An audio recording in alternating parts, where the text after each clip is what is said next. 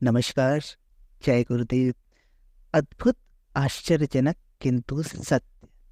जी हाँ, ये किताब ऐसे अनुभवों का सार है, ऐसे अनुभवों का संकलन है जहाँ परिजनों ने गुरुदेव के आशीर्वाद से, कृपा से अपने जीवन में चमत्कार पाया, अपने जीवन में परिवर्तन पाया, अपने जीवन में कुछ ऐसा पा लिया जिनकी उन्हें उम्मीद नहीं थी। हालांकि गुरुदेव जब तक भौतिक शरीर में रहे तब तक अपने हर शिष्य, हर परिजन को ये कहते थे कि बेटा, मैंने तेरा काम तो कर दिया, पर ये किसी को बताना मत। अगर तुम सबको ये बताते रहोगे तो सब मुझे एक सिद्ध संत समझ लेंगे, चमत्कारी बाबा समझ लेंगे, और फिर मेरा काम करना मुश्किल होगा, यहां से वहां तक लाइन लग जाएगी। मुझे आदेश मिला है एक लोक सेवी का जीवन जीने के लिए, लोगों को अध्यात्म का सही मतलब समझाने के लिए। अतः मेरी चमत्कारों को तुम कम से कम मेरे जीते जी, कम से कम मेरे भौतिक शरीर में रहते हुए मत बताना। तो हालांकि गुरुदेव के जब भौतिक शरीर में वो थे तो भी कुछ साधक, परिजन, शिष्य अपनी घटनाओं का उल्लेख कर देते थे, किंतु फिर भी गुरुदेव इन सबको मना करते थे। गुरुदेव का भौतिक शरीर छूट जाने के बाद एक किताब प्रकाशित हुई, अद्भुत, आश्चर्यजनक किंतु सत्य। उसमें उन परिजनों की, उन शिष्यों की भाव विभोर कर देने वाली कहानियां हैं, जिसमें उन्होंने गुरुदेव के चमत्कार को साक्षात अनुभव किया।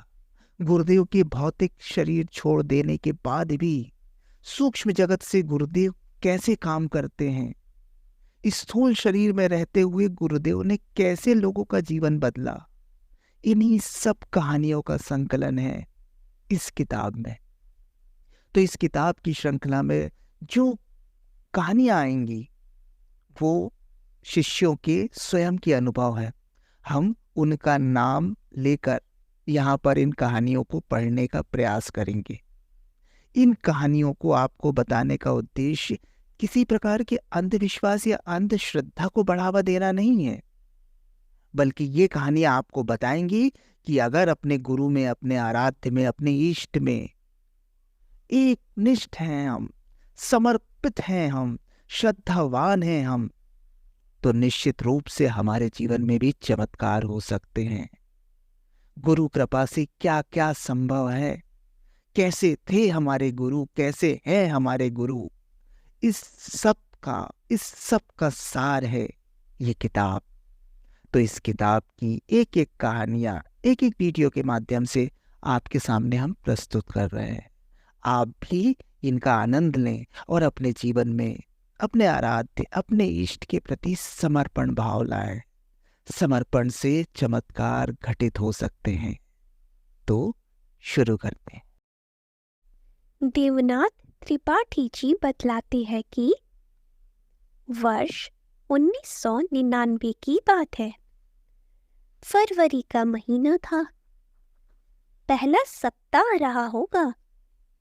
बाहर से अंदर तक जमा देने वाली ठंड में हिम प्रदेश हिमाचल की देवभूमि पर जाने का मौका गुरुकाज से मिला था। हिमाचल के कांगड़ा जिले में पालमपुर तहसील के गांव दरगील देव गांव के निवासी डॉक्टर अश्विनी कुमार शर्मा, जो इन दिनों लखनऊ स्थित भारतीय गन्ना अनुसंधान संस्थान में प्रधान वैज्ञानिक है, और उनकी धर्मपत्नी बहन श्रीमती कंचन बाला शर्मा संजय गांधी पीजीआई लखनऊ में कार्यरत है, कि दो सुपुत्रों चिरंजीव अर्णव और प्रणव का यज्ञोपवीत संस्कार संपन्न कराने हम 4 गायत्री परिजन लखनऊ से हिमाचल पहुंचे थे। हम लोगों का 3 दिनों का हिमाचल प्रवास था। कुल 4 बटकों के यज्ञोपवीत संस्कार, पंचकुंडीय गायत्री यज्ञ, दीप यज्ञ और विचार संगोष्ठी आदि के त्रिदिवसीय कार्यक्रम संपन्न कराकर चौथे दिन प्रातःकाल हम लोगों को पठानकोट के लिए जीप से नीचे आना था। जाड़ा बहुत होता था।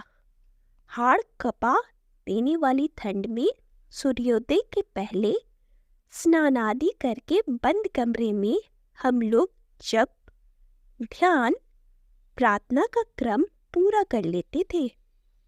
विदाई वाले दिन हम चारों ने सोचा कि आज की प्रार्थना बर्फ से लदे पर्वत देवात्मा हिमालय के सामने खुले आकाश के नीचे की जाए। हमारे टोली नायक अग्रज श्री राम महेश मिश्र, भाई श्री राधे श्याम गिरी, श्री रामनाथ यादव और हम गांव के उत्तरी छोर पर खड़े होकर सामूहिक स्वर में विविध प्रार्थनाएं कर रहे थे। भावातिरेक में कुछ समय के लिए हमारी आंखें बंद हो गई थी। अचानक भाई मिश्र जी ऊंची आवाज में बोले, भाई सब लोग सामने पहाड़ के ऊपर देखिए। उनके स्वर में अजीब सी उत्तेजना थी। हम तीनों ने एक साथ आंखें खोलकर पूछा, क्या हुआ? उन्होंने दाहिने हाथ की तर्जनी से पर्वत की ऊंची चोटी की ओर इशारा किया।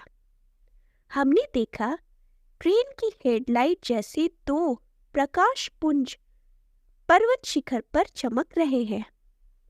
हम चारों परिजन उन प्रकाश पुंजों को परम पूज्य गुरुदेव और परम वंदनीय माताजी की प्रत्यक्ष उपस्थिति मानकर श्रद्धान्वित हो गए।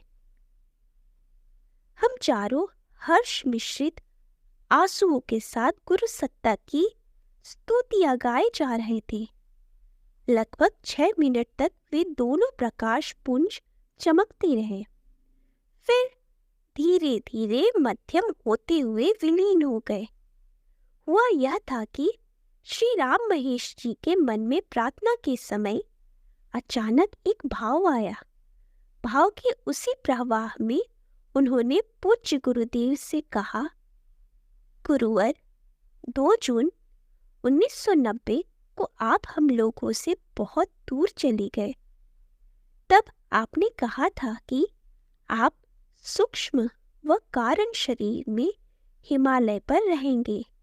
अब तो हम हिमालय के पास ही हैं गुरुवर। क्या यहाँ भी अदृश्य ही बने रहेंगे? यह सब सोचते हुए उन्होंने आंखें खोलकर हिमालय की ओर देखा। पूरी तरह बर्फ से ढके हिमालय पर्वत की सबसे ऊंची चोटी के समीप की चोटी पर 2 प्रकाश पुंज उन्हें दिखे। प्रकाश पुंज दिखते ही मिश्र जी ने हम सबका ध्यान उस ओर आकृष्ट कराया। उस समय सूर्यदेव नहीं निकले थे। उषा काल था। पर्वत की उस ऊंचाई पर ना तो कोई रिहायश थी और ना ही कृत्रिम प्रकाश व्यवस्था की कोई संभावना।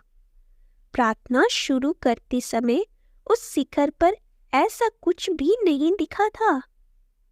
कोई ऐसा निशान नहीं था जिससे भ्रम कहा जा सके।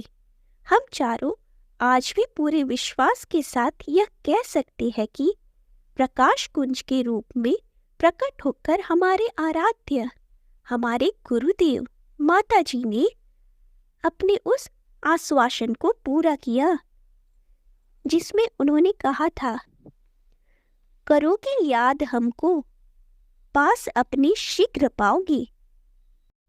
आज जब चिरंजीवी अर्णव शर्मा अमेरिका में MS कर चुके हैं और प्रणव शर्मा इंजीनियर बन चुके हैं, देवभूमि हिमाचल में उनके दादा पुण्यात्मा साधक श्री विशन दास शर्मा जी के पुरखों के घर के पास की वे यादें हम चारों भाइयों के जहन में ठीक वैसी ही बनी हुई है।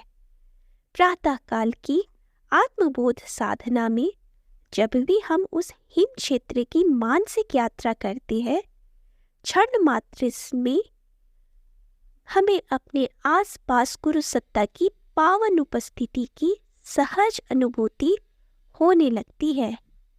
जय गुरुदेव।